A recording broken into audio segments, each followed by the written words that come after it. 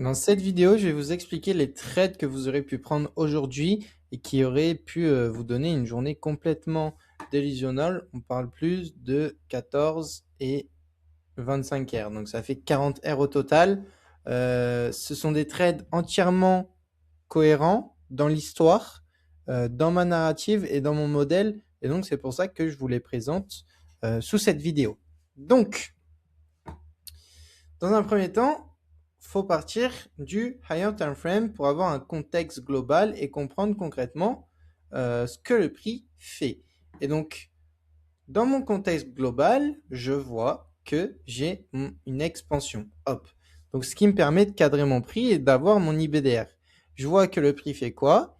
Il vient réagir au niveau du dernier fair value gap et un niveau qu'on appelle un niveau IPA. Il vient rendre le prix efficient, pardon, et donc rendre mon niveau dit high resistance avec de très faibles probabilités de venir se faire chercher parce que tout simplement le job a été fait. Et donc, quand j'ai vu que le prix là avait réagi, etc. ici dans la semaine dernière, non, c'était début de semaine, non, c'était vendredi, semaine dernière, ok. Et ben j'ai compris que le prix allait faire une expansion. Donc le prix a fait son expansion, etc. Donc ça c'était pour les trades d'hier, plus précisément. Mais ce sur quoi on va se pencher dessus, c'est que du coup, nous, on a notre niveau dit high resistance ici. Du coup, on a une expansion. Donc l'idée, c'est maintenant, on a notre contexte HTF, pardon. Le prix a récupéré cette trendline. Donc maintenant, on va essayer de comprendre pourquoi là, il vient consolider. Et donc, quand j'arrive devant les graphes, je vois que le prix revient aux 50% du retracement. Donc, il vient rééquilibrer tout ça. En plus de ça, il vient récupérer une trendline, donc la liquidité. Ok, il a saisi la liquidité et il vient réagir dans une zone de trap qui est un OB dit high resistance aussi. Pourquoi? Parce qu'il est en seek and destroy, modèle 10, retour dans un fair value gap. Tout ça en zone de premium du retracement. Donc là, moi, je m'attendais à quoi? Je m'attendais à ce que le prix, tout simplement, alors je vais juste supprimer tous les markups, je vais vous refaire l'analyse, ça sera beaucoup plus simple. Hop, hop, hop. Donc là, je vois une réaction, donc moi, c'est simple.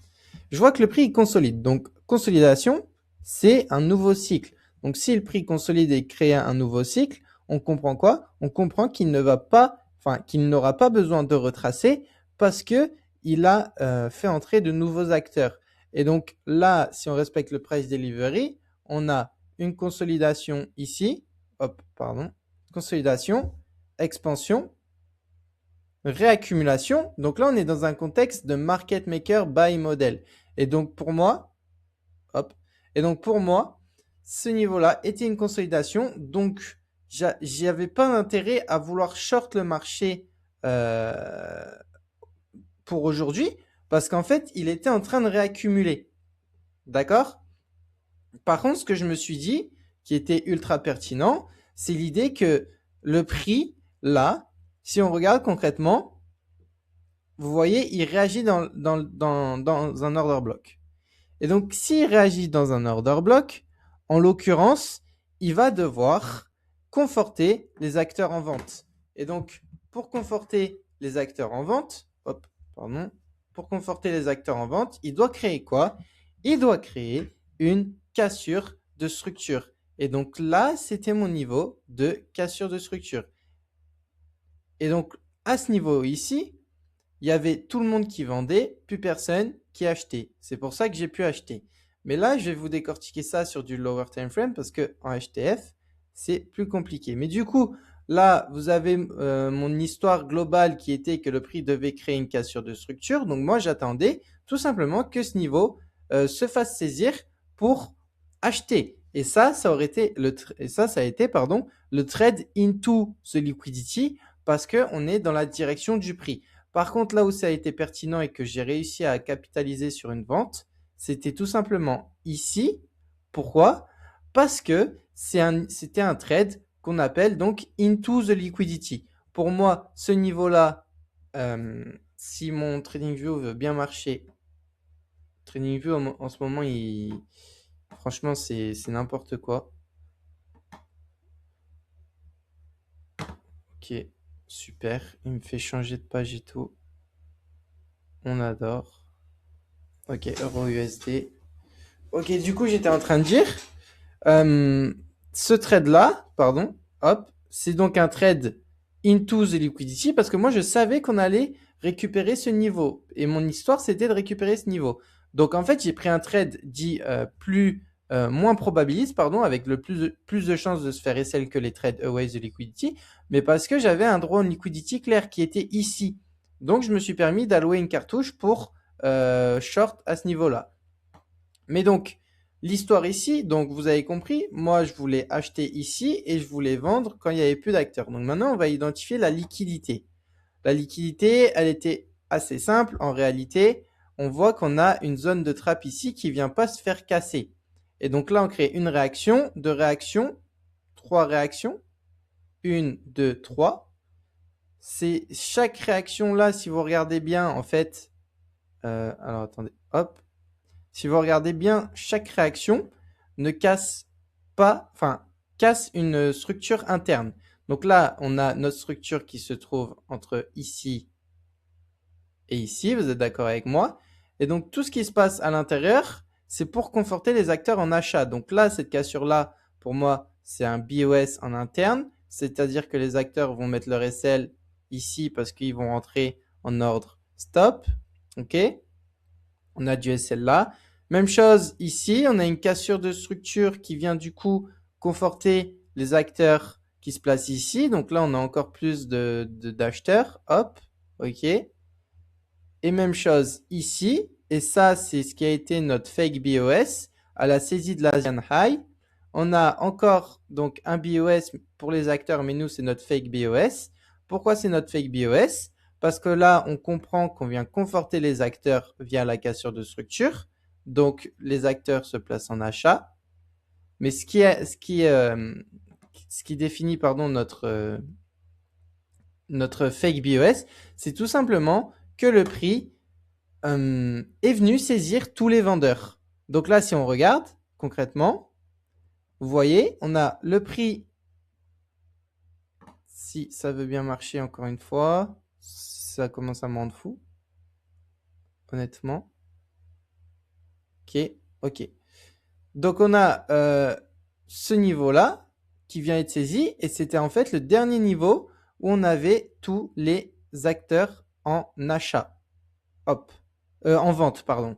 Vous voyez, là on avait une structure interne, hop, hop, hop, et ça c'était une zone de trappe en fait. Vous voyez, hop, on crée plusieurs réactions, enfin en l'occurrence 3 réactions, hop, 1, 2, 3, ok. Le prix fait quoi? On voit, hop, le prix fait quoi? Donc là on a 1, 2, 3 réactions. Le prix saisit tout le monde, donc plus aucun vendeur et tout le monde achète. Donc là, on fait quoi? On attend que le prix nous donne quelque chose d'intéressant. J'ai ma première cassure de structure, vous êtes d'accord avec moi? Donc, les acteurs veulent se placer où? Bah, dans l'order block, d'accord? Hop, c'est pour ça qu'on a eu donc notre modèle 10, notre liquidité externe qui ramène vers une liquidité interne et qu'on aurait pu se placer juste au-dessus de ce niveau pour mettre notre SL à ce niveau-ci et aller chercher donc notre draw on liquidity qui se trouvait juste ici. Et moi, mon entrée était plus... Enfin, le SL était court parce qu'en fait, je l'ai mis au niveau, vous regardez, il n'y avait aucun intérêt à le prix revienne au plus haut. D'accord? Donc en fait, moi, ce que j'ai fait, je l'ai tout simplement trail stop à partir d'ici. Ce qui a donné 13.44R. Ok? Et donc là, du coup, bah moi, mon histoire, elle est valide. D'accord? On a quoi? On a tout le monde, du coup, là, qui, via ce fake bio là, pense qu'on passe baissier. Donc, tout le monde veut vendre. Ok? Donc là, c'est un fake bio encore. Ok? Donc là, c'est internal fake BOS. Là, c'est fake BOS. Internal parce qu'on est en cycle interne. External parce qu'on est en cycle externe. Le prix vient saisir tout le monde. Vous êtes d'accord avec moi? Hop, hop, hop. Il saisit tout le monde. Et donc, bah, c'est OK pour exécuter. Et donc là, on va passer en exécution. Hop, qu'est-ce qu'on voit? Le prix nous crée notre première pattern avec une cassure de structure. Donc là, on comprend que ici, ça va se faire manipuler, pardon, parce que cassure de structure, tout le monde veut acheter. Leurs SL sont où? Bah, ils sont ici. Hop, le prix vient saisir du coup. OK. Puis vient nous faire notre pattern donc en speed et momentum. Et on voit qu'il ne vient pas casser ce niveau. Donc là, personne achète. Personne achète. Et du coup, on peut se placer sur un PG Array. Et là, notre PG Array, on a les 50% de ce rejection block. Hop, si je le trace bien.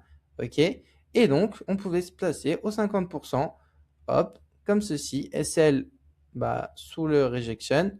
Pour aller chercher donc le draw on liquidity majeur qui se situait pardon, bah, à notre structure juste là, qui était donc un long term high. Hop, et là du coup, ce qui nous donne un magnifique RR de 24.6. Et là du coup, même chose. Alors ensuite, c'est hors kill zone, donc c'est un peu plus tricky, mais là, vous avez donc une cassure de structure à la hausse, ok? Du coup, bah, tout le monde veut se placer à l'achat, donc là, on a tout le monde qui veut se placer à l'achat, et on a donc une zone de trap. Zone de trap, donc on aurait pu très bien exécuter ici, parce qu'on sait que le drone liquidity se situe là, tout le monde veut acheter là, d'accord? Donc là, je sais pas, il y aurait peut-être eu une entrée en M1, je vais pas aller voir pour pas que la vidéo elle fasse trop longue. Du coup, on fait quoi? Bon, bah, on saisit la zone de trap. Du coup, tout le monde vend. Tout le monde vend où? Bah, tout le monde vend dans cette zone d'order block. OK. Là, en modèle 10. Donc là, on aurait pu exécuter en buy. On vient chercher donc la liquidité ici. OK. Du coup, on a une cassure de structure. Qu'est-ce qui se passe? Bon, bah, tout le monde veut acheter ici encore. OK. Du coup, là, on aurait pu vendre parce que tout le monde veut acheter là. Hop, hop, hop. Et le prix saisit le drone liquidity final. Et donc là, créer de la liquidité pour potentiellement repartir faire des plus hauts. Donc j'espère que ça a été clair, j'espère que c'était compris. Là, c'était vraiment un cas d'école concret. Il y avait énormément d'argent à se faire aujourd'hui. D'ailleurs, pas mal d'élèves en ont profité. Donc pour ceux à qui cette vidéo a fait sens, je vous invite à mettre un pouce bleu. Et si vous voulez des analyses comme ça en live, je vous invite à rejoindre mon canal Telegram. Voilà, ciao ciao.